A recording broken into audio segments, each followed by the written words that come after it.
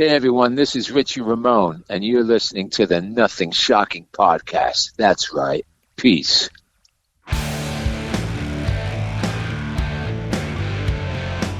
Want to know what's going on in the world of music? Then tune in to the Nothing Shocking podcast, a non-genre based, all ages friendly rock and roll program. Join us weekly for interviews with all your favorite rock stars from the mainstream to the underground. You can find us at nothingshocking.libsyn.com or anywhere you download podcasts.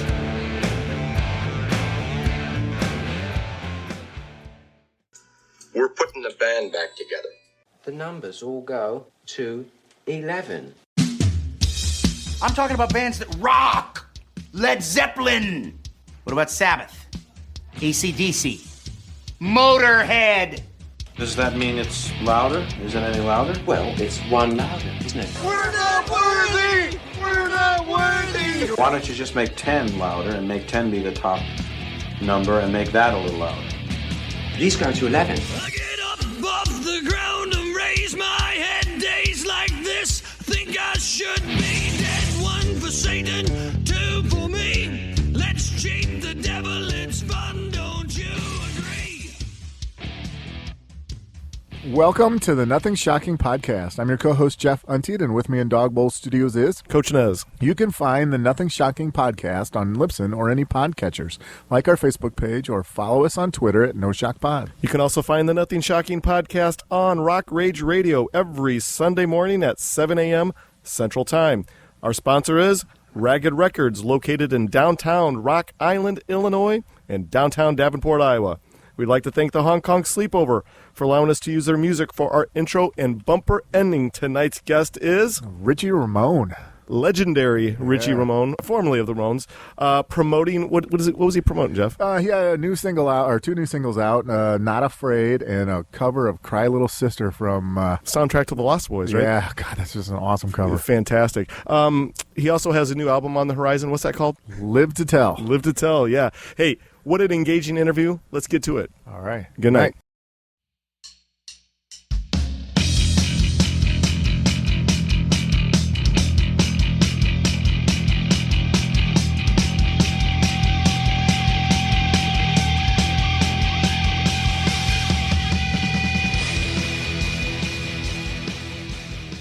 Richie, welcome to the Nothing Shocking podcast. I'd like to introduce to you my co-host, Jeff Untied. Richie, thanks for joining us tonight.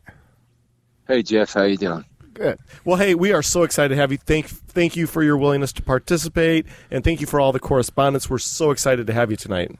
Sure. No big deal. Oh, fantastic. Well, you just finished touring South America this past November and then part of December, Mexico and Guatemala. Can you talk a little bit more about your experience in touring the South America country? Insane. Yeah. Off the hook. Latin America is the best in the world. There's no other audiences like it.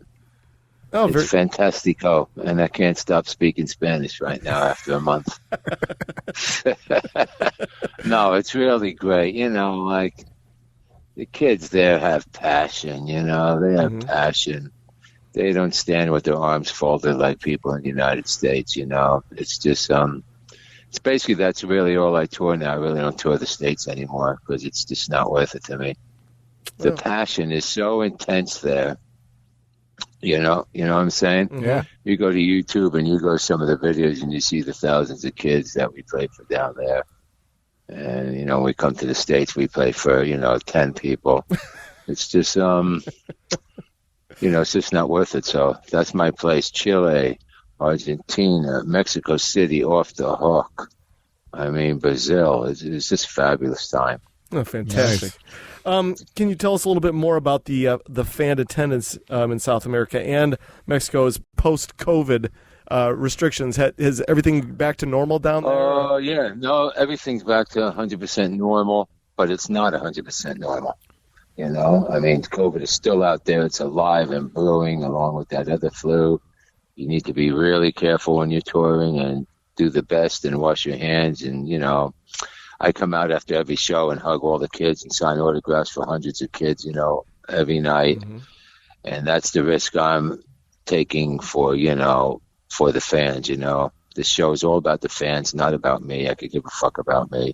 It's about them. I'm the entertainer, and they paid their ticket. Yeah. And, so I do my best with all that. And so far we've been lucky. But no, the 19 is still around. Trust me. California may go on lockdown indoors again. So because we're getting a lot of cases here where they may have to mandate masks again. So it's don't kid yourself. It's still there, and that's my warning to everybody out there. Very good. Yeah. Can you tell us a little bit about your touring band? Who do you have playing with you? Yeah, well, I have Claire Mistake. She's been with me for almost 10 years now, or 8 years, So I have Ronnie Simmons back. He spent a few years with me in 15, 16, 17, and now he's been back for 2 years. And he also plays with Faster Pussycat and a few other bands. And Chris Moore from Houston, Texas, great drummer. Because I mainly front now. I play some songs on the drums, but, you can't be an entertainer behind all that wood and metal 25 feet back with no lights on you. Yeah. It doesn't work. Yeah. So I need to be up front, and Chris, the poor guy is doing a great job, because I hit him over the head all the time, he's got to back up me. It's got to be perfect. So, but, and Ronnie plays in multiple bands, when you want to be a full-time musician, you can't just be in one band, you got to play in a couple. Mm-hmm. Yeah. So that's just the way it goes now. But the band is hot. It's solid. We'll put you next to any band out there right now, and, they're going to have trouble, if they have to go on after us, because this band is really good. It's my best lineup ever in my 12-year solo career, so... Fantastic. When it comes to venue capacity size, what kind of venues are you playing down there? Venues, we played out some fans that was 1,200. We can either play from 1,200 to 200 people. Depends on, what city and what's going on, Mexico City is huge, naturally we played a lot of people there. And yeah. It all depends, even the Ramones, the Ramones were scientific about what they did, Mm-hmm. They would play a room that, if they knew they were in this city, you can only play to 500 people. And they were in this city, they know they could play to 3,000. It's all about getting a room that holds 250 people and putting 300 people in. Yeah. That's what makes a show exciting. Yeah. So I don't give a shit if the room holds 10 people and I put 20 in. You're going to get a great show. Wow, so cool. It's all about the fans, punk rock. It's all about them. It's all about them entertaining me. I mean, they just, it's different than other shows you go to see, For sure. I guess when it comes to creating a set list, how many Richie Ramone era Ramones songs do you add into the set list, and how many non-Richie Ramone era Ramone songs do you perform? And I guess maybe on the second side of that question is do you include any Rock and Roll Rat tracks or any Gobshites tracks along your set list? No Rock and Roll Rats or Gobshites, none of that. No Dee Dee Ramone stuff I wrote for him. I do my first 2 solo albums and stuff off my new record, which comes out in March, called Live to Tell. So we're promoting that right now. And the new single, Not Afraid, and Cry Little Sister. And then I do some Ramones classics and stuff I wrote for the Ramones, like You Can't Say Anything Nice and Smash You and stuff like that, So it's it's such a good mix of my style and the Ramones style. And not that I write like the Ramones, because I'm not the Ramones, I'm Richie Ramone.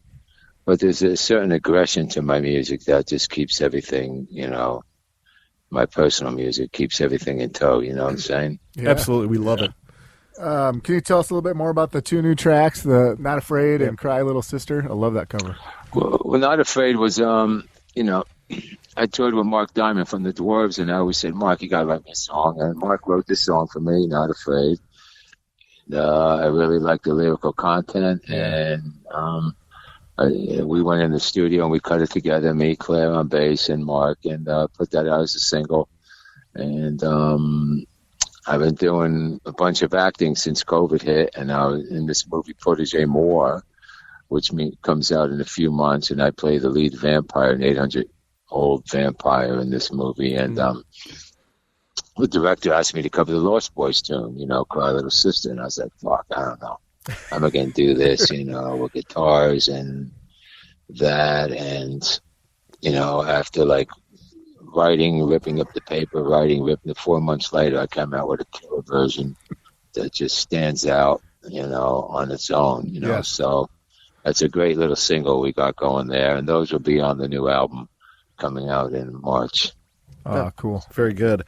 Let's change gears on you here. In 2018, you released your autobiography, I Know Better Now, My Life During and After the Ramones.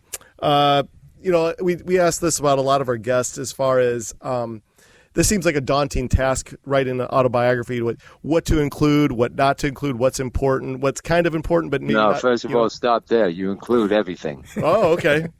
If you're going to start deleting things and saying, oh, I can't say that, I did that, then you don't have an autobiography. You got shit. You know what I'm saying? Yeah. So you include everything. You take your pants off when you write an autobiography. You're totally exposed, and that's what this, my book is about. There's no hiding nothing. I felt sorry for my mother having to read that before she passed. Yeah. I think that may have killed her, but, no. You just don't say, oh, I want to tell this story and not that one, So, but as far as remembering and time frames and years and that, I depended on a lot of friends, a lot of different people, and to get the photos from back then. So it's a lot of work, 2 years of a lot of work. Yeah. To do something like that. And, it's like, why did I even bother starting this? But, it came out really good and people really enjoy it. And it's, it's a hard read to put down. When you pick up a book, you just keep going. You don't fall asleep, Absolutely. Nice. Yeah, I can't wait to check it out. Did you do any book signing tours or anything like that with the book? No, I didn't do any of that because, I don't know. Where am I going to go book signing tours? In the States, nobody's going to come. So I don't bother. I just sell the books at my merch table and my autograph shows and the horror conventions that I'm in. And, yeah. But book signing, no, I'm not, Miley Cyrus or somebody like that, There's no book signing tours for me. Let's talk a little bit about the horror conventions that you attend. How's the attendance? And obviously, again, this is like post-COVID question. Are the conventions kind of on the rebound now as far as attendance go? Yeah, they're coming back in a big way. In a huge big way. Everything's back. I count the masks now. I noticed a few more masks in Mexico City than I noticed in, Argentina or, but things are back in full swing, as far as I'm concerned. I mean, they took all the restrictions off. You don't need a mask to fly. You don't need a 19 test to fly anywhere. Right. You don't need nothing anymore, But you still need to be cautious in a certain way. Yeah. I mean, if you're running around unshot, and I'm not going to get political, and you didn't take your shots, all that bullshit, good luck to you. But I've got so many fucking shots and antibodies. They're like, when I walk, I think I see shit, floating around me, Yeah. I mean, because in this business, from what I do, I got to be doped up on this stuff, I got to have the antibodies. Because I come out after the show with all the kids and the sweaty hands and sweaty palms and shaking their hands and, 2 inches from their mouth and they're spitting in my face and, and it's just, how it is. So I need everything I can get to get through it. And so far things have been good. But, yeah, they're coming out and the conventions are a lot of fun. And, I get to meet a lot of actors, which is a whole new ball game who I used to think were a bunch of stiffs, but they'll give a rock and roll boy a party, you know what I'm saying? They know what they're doing, you know what I'm saying? I never knew that, so I fit right in that crowd. Well, how did you get started in the horror genre? Did you just always love that type of movies, or how did that? Yeah, I mean, I did, but a few years ago at one of the conventions, a gentleman, Robbie Lopez, he was a director. you came to me probably in, I don't know what I was doing, 2018 or somewhere back then, and said, I want you to be in my movie. And I was like, blah, blah, blah. Well, I don't know, I only want to do something if I'm good, I don't want to just be in a movie because I'm Richie Ramone, some bullshit like that, But I did it. I was in this movie called Head Cheese the Movie, which is on Amazon now, Amazon Prime. You could see that. And from there, it led to, you'd be a great vampire. And then we did another movie called Protege Moore, which would be out, early next year. And I also did Friday the 13th, Vengeance 2, Bloodlines, which is out now on YouTube, where I have some, great scenes with Jason Voorhees and all that kind of stuff. So I just fell into this horror acting. There's 2 other movies coming out now, too. So, nice. Acting's interesting. You have to read a little more and study your character. And, it's a little different than music. And you got to be on and, you got to know timing and stuff. And because, people think, just say one sentence and cut. No, you may do like a minute and a half of one scene that doesn't cut. You know what I'm saying? Yeah. And everybody has to, if it's multiple people, jump in at the right time and time it so it's all natural. So it's a little difficult, but I'm enjoying it. And people say, oh, you're fucking great. You look good. So, I'm like, okay, well, then I'll keep doing it, But, I don't want to do anything that I suck at. Yeah, very good. I want to bring this back. The new album, Live to Tell. It's coming out. When did you say that it was going to be released? Probably February, March. I think March we should definitely have the CD and digital out, and late February, March, and then the vinyl may follow a few weeks later. Vinyl takes 100 years to make now. I don't know why, but vinyl is so behind the curve. But that should come out, like a month later. So I'm hoping in late February, early March. It's a killer album. I've taught myself on this album. This is a true Richie Ramone record. So I'm really excited about it. As far as you as the lead vocalist, do you do anything as far as preparatory before you get in the studio, start singing those tracks? Do you have any secret that you prepare because you have a very unique voice. We love it. Is there anything that you do to keep good care of that thing? No, nothing really. I think I take care of myself more now because I'm, so old, you know what I'm saying? Like, I quit smoking almost 5 years ago, which has really helped my voice. And I don't think I really prepare a few of those things, nothing crazy. I read a thing I read an article with, Robert Plant. And he never warms up ever before a show. He said, if I warm up, then I'm like, I'm giving away. I may not have enough later in the concert. You know what I'm saying? Sure. So, yeah. The way you structure your set is a good inkling of how you should warm up. So you're not like your first song is like, like the highest song you sing. You know what I'm saying? But I don't really do anything special. I try to take care of my voice afterwards with maybe some tea or something like that, but it's nothing real special. I just go with the flow and hopefully God's on my side type of thing. Yeah, very good. Yeah. Can you talk a little bit about in 2013 your first album entitled your first solo album? Can you talk a little bit about that decision to kind of go solo or not do a band type thing? Yeah, it was a weird thing. I stopped. I got out of the music business for a little while. I was a suit working in hotels. If you read my autobiography, you know about that.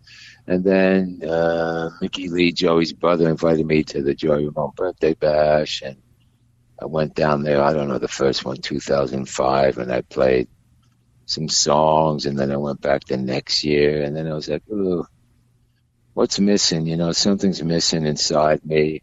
Why am I, half depressed or whatever? And it turned out, the fan reaction and being on stage was, affecting my health. So I started writing again. People said, oh, you should do a record. I said, I don't know how to make a fucking record. I never did that before.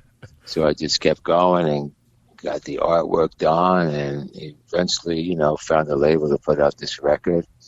And Now, I put a bunch of Ramones songs that I wrote on there because when you make a record, you're hearing my voice for the first time. So I'm a new artist now. You know, I'm not the Ramones. It's a new artist. I thought I could take over right where the Ramones left off, but that ain't happening. So I made this record, and I look back now, I really don't. You know, there's a few good things on that record, but I've grown so much of a singer in so many ways that, you know, then my second album came out, and then my third album came out, you know. But that's just the way it really started, you know. I never expected myself to be in this position again, you know. I thought, you know, but I don't know. I guess there's no time limit on stuff, and things are going really, really well. It took me 10 years to build this business, and it's really hopping now. Yeah, we're excited. I can't wait to hear the new album. Absolutely. Well, you know, can you kind of compare of writing music for yourself, just for yourself, opposed to writing for another band? Is there any difference? Do you have to get into a different type of headspace for that, or how does it work? No one ever asked me to write for another band, so I don't know. The only thing I did was Ron Odito. I wrote for Fred Schneider on his solo album. We wrote a song called Orbit together for Fred, and we got into Fred's head and wrote that song, but no one's ever asked me to write a song for them, so there's nothing I could really explain, you know, about that. So. Well, I wanted to really switch things with you here and talk about the music scenes. We all know about the punk rock scene in New York City back in the 70s, the LA Strip of the 80s, the Seattle grunge scene of the 90s, and so forth. We don't really have a scene anywhere anymore that I know of in any large city. As far as you go, what are your thoughts on what will it take to have another vibrant rock and roll scene somewhere here in the United States again? It'll never happen in history again. Rock and roll will never be number one in the world ever again. It's like number 4 now, right? This hip-hop, pop, emo, all that other shit. You know, rock and roll is way down the pole. When I was a kid, it was rock and roll was number 1. Right. All the other music was 2, 3, 4, 5, jazz, all that. But no, none of that will happen again. There'll never be like, you know, a guitar hero again or any super player again. It's not about that. It's about songs now, you know, and what labels can make on songs. You know, they just want a song. And since nothing's really live anymore, it's all computer generated except for, you know, us misfits who make live records, you know, in the studio and stuff like that. It really it won't happen again, you know, so I don't see that ever happening again. You know, I was hoping you were going to say something that, you know, some silver lining in all of it. No, there's no silver lining, you know, it's, you know, it's great that the kids, you know, they all have, you know, the internet and all that stuff to release their songs and put stuff out there all the time and get ahead that way. You know, it's great. We never had that stuff. But right now there's probably like 5 million rock bands around, you know. In 1978, there were maybe 500,000 or 400,000. Everyone wants to be a star, and, you know, not everybody can write a song, and not everybody has the it factor. There's a lot that go involved with, you know, being that person that you can't learn out of a book. So it's difficult, you know, but, you know, if you like it, you keep pursuing and you see what happens. But it's just, you know, I don't want to turn people off, but, you know, stay in school because it's a very, very difficult road and only getting more difficult every day. You know, with Spotify, they pay you nothing, so you can't really sell records anymore. You could just make them and sell them at your merch table. And that's why there's, gosh, look in the paper. Every week you probably see a band you want to go see. So many people on tour. It's amazing. Yeah, it is. You know? It truly is. The only way they get to make their money on tour. Yeah. Look at the Beatles, man. They toured for like 2 years. Then the last 5 years, all they did was stay home and make records and smoke dope and do drugs, you know, and sell like millions and millions of copies. They didn't even have to go on the road, you know? Yes. That's totally changed now. It has, yeah. Jeff, go ahead. Well, Melanie Ramone's question was from the drumming perspective, from your take of your years in the band of, a drummer and the bass player relationship is important on stage and live. Can you talk a little bit about your relationship with Dee Dee, when you guys played live? Did you guys gel well, or how'd that work? It was always gelled, first of all, drummers change the sound of a band. Yeah. When you had Tommy playing drums, he was more like a Charlie Watts drummer, like in that pocket kind of groove, a little on the backbeat, a little bit more than, then Marky came. I don't know what he did. I don't know nothing about that guy. But when I got in the band, I laid down, I was a conductor. I laid a foundation. Here it was. Everybody follow me. So Dee Dee would follow me in a certain way, and so would John. So, but everybody would be off that little bit, that little hair, you know what I'm saying? Which added to such great fullness of that lineup. It was the best lineup the Ramones ever had. Apart from when Tommy came out and did all that, they had that sound. But when it got into this more aggressive music in the 80s and the hardcore we were writing and all that, it was like, a train coming down the track, and so as long as I just went, here we go, here's the tempo, go. And these guys were just, to follow along. The drummer needs to be the conductor. You have to have a drummer who is a conductor of the band. He's got to set everything, the time, the thing, keep it all in motion. And if you don't have that, if you don't have a great drummer, you don't have a band. Oh, very good. I have one last question. Sure. Okay, well, here, this is a question I ask all of our guests. The mystery of rock and roll, the mystique is gone with the dawning of the internet, with social media, etc. There's just no mystery anymore. You're a part of the huge mystery of rock and roll with the Ramones. With that being said, your preference, if we didn't have the internet, we wouldn't be doing this interview with you right now, but with your mind, do you miss the mystery and the mystique of rock and roll, or do you like this newfound accessibility that people like me can reach out to you and set up an interview? I like the new. I mean, the old days, it used to be, you play, you sneak in the back door, you look through the curtain, nobody sees you, play your show, and you sneak out the back door and run away. It's fucking bullshit. I enjoy coming out after the show, meeting the fans, talk to them, see what's on their mind. And when I'm down, 1,000 people or 800 people in South America, and they're pushing and shoving and grabbing on my jewelry, and I got 10 security guards around me trying to keep me in control. It's fun, because they're just showing the love, man. They're just showing the love, That's why they nicknamed me the People's Ramone, the Ramone of the people, because I just don't run away after a show, no matter how difficult it is. I'll spend another hour after that gruesome hour, 10-minute show that we play. Awesome. Just so they could meet me and take some selfies, and I could sign some shoes and boobs and whatever I need to do, So, and I'll do that all the time, and they know that, So it's interesting, Oh, very good. That was the way it was at that time. But if you think, and some bands still live that fantasy of hiding behind the glass wall from the 80s, and running away, I find that repulsive. Just like I find repulsive, show's over, run to the edge of the stage, and someone takes a photo with your back to the audience, and so you can see all the people. I find that repulsive, too. You'll never see Richie Ramone do that either. So, it's not about, what does that do? Glorify yourself or something? Exactly. You entertain the crowd. You never turn your back to the crowd. They paid that $15, $20, $25, and you entertain them. That's your job. Awesome. The job is not about you or how fast you can do that or can you play this fancy fill in time. It's about entertainment and making them happy. And when I see the joy and smiles on these kids' faces every night, it brings me such happiness. Oh, so cool. Yeah. Jeff, you got one more? Well, I guess just the making of your new album, did that give you a little bit of a renaissance to keep going? You gonna work on another one? Yeah. What's next?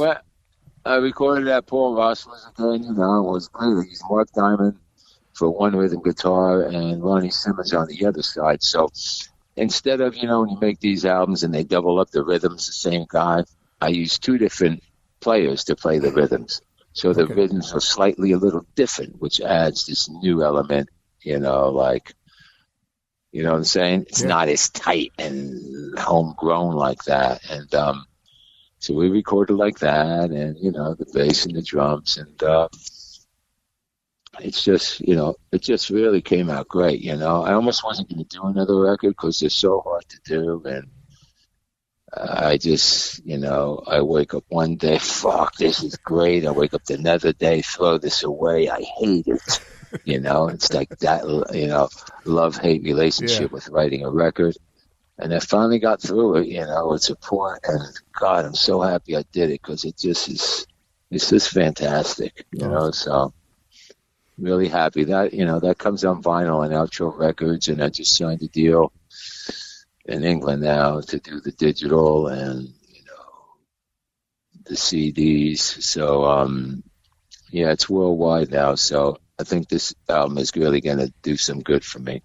Oh, we're so excited for you. Well, we're out of our allotted time for the evening. Okay. Is there anything that we left off tonight that you would like to plug or promote? Well, RichieRamone.com. Go there and you'll see all the movies I'm doing, the new record, videos, It's a really good website, I would check that out. But I think you hit all the points. You hit the book, I Know Better Now is on Amazon now. It's a great hardcover book, stitched and everything. It's not like a cheap little paperback book. Mm-hmm. And it will be coming out in Spanish now. We're just getting someone to translate it, so that'll go over to South America. And I don't know. Just everybody do your punk rock thing. Be a real person. Don't be a phony. Say what's on your mind. But, remember, punk rock isn't about your mohawk. It's about your love and attitude towards life and being the real deal. That's what punk rock is. Fantastic. Yeah. Well, this is how things are going to work out. Your episode should be out ready. Jeff, the editing wizard over here, should have it out for you in about 3 weeks or so. So, okay, sounds great. Yeah, with that being said, we want to thank you so much. Thank you. All right, Richie, we'll be in touch with you in about 3 weeks with the episode all ready to go. Sound good? All right, sounds good, man. Thank you, man. Guys. Take care. Bye. Bye-bye.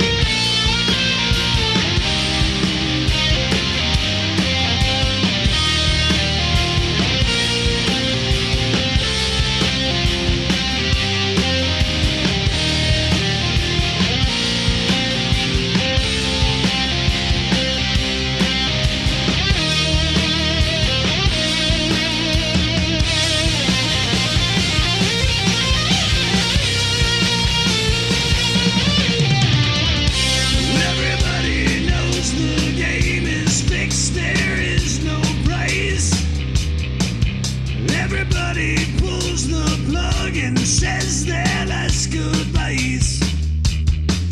Move to the sunshine, fight the grip of nights. If they ever take from